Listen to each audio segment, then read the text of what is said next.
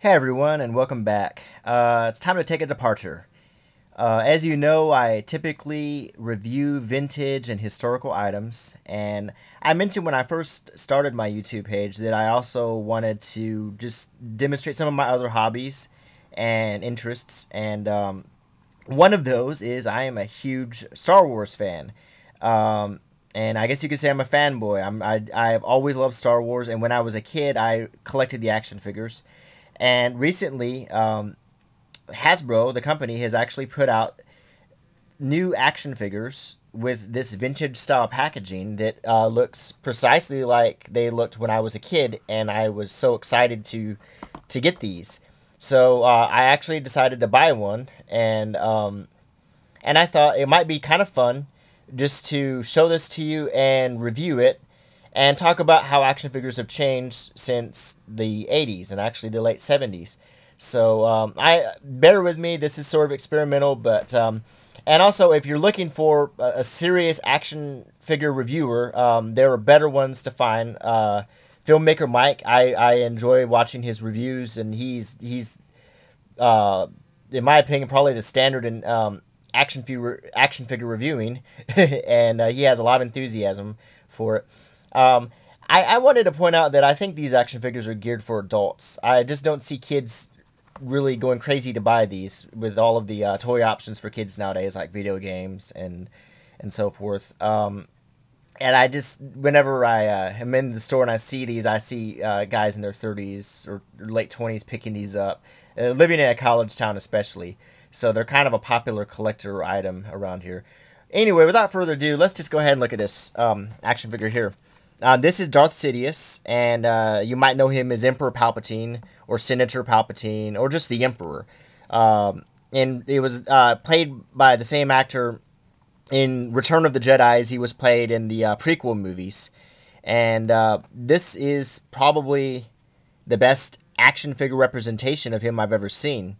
It's much better than the old 80s one that just had the cut joints and not very much going on. He has actual cloth clothing, and the packaging has the Kenner logo. There was an ad for a free Boba Fett, which appears to be a retro style Boba Fett.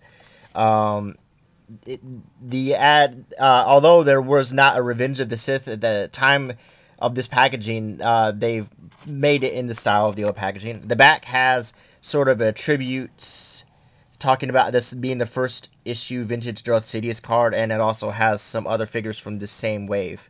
So I'm actually going to open this, and I was kind of glad that the card I did get was bent, so I don't feel too bad opening this figure. And I'll tell you what, when I was a kid, it was so exciting to open these. Okay. It feels like Christmas again. Take out his lightsaber. Pop him out of here. Oh, he's coming apart. Okay, now, here's the figure. He comes with two accessories. He has his red lightsaber with a very well painted hilt with, it looks like copper and steel. And he has some force lightning, which I'm guessing that you can attach to his hand. And there are some holes here. And I think we can do that. The figure itself, he's wearing a cloth cloak. He seems to have a removable hood. Yes, he does. And you can get a good look at his face and his head with his hair, which is this is after his battle with Mace Windu, and he was severely burned in that battle. It's got a ball joint in the head. So there's a lot of movement, a lot of play there. It looks like he has ball joints in the shoulders. He has, underneath the cloth, he has plastic. And then he has a kind of a cloth skirt. He's wearing leggings. Now, I'll be honest, I don't think I'm too big on the different style of cloth. There's this is sort of a velvety texture here, and more of a I don't really know the word, but there are definitely two different textures and two different colors. So I don't know why they did it like that. It doesn't seem like he wore something like that in the movies. here's his force lightning. He has the way his fingers are, it looks like you can attach this force lightning to his hand.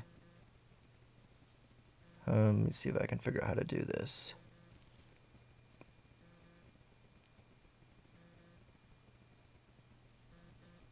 Well, I know there's got to be a way to do it.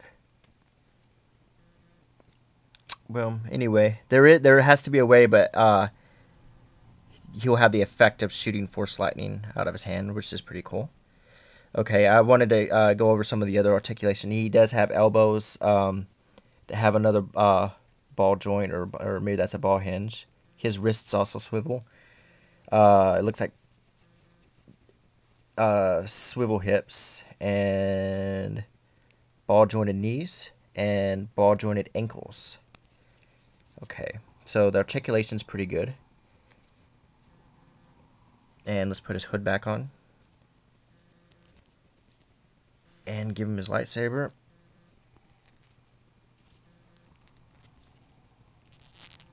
And he's ready for combat. So anyway, that's a pretty good figure. It's definitely come a long way from when I got him in the 80s. So I just thought this was kind of amusing. I just thought, wow, you know, I want to buy an action figure, and here I have one. And I'm a huge fanboy, so if you like this review, please let me know, and I will be more than happy to do some more. And I do have some other action figures in my collection to show you that I bought over the years that I haven't opened, just because I thought they were interesting or unique. So some of them might be fascinating. Anyway, thanks a lot.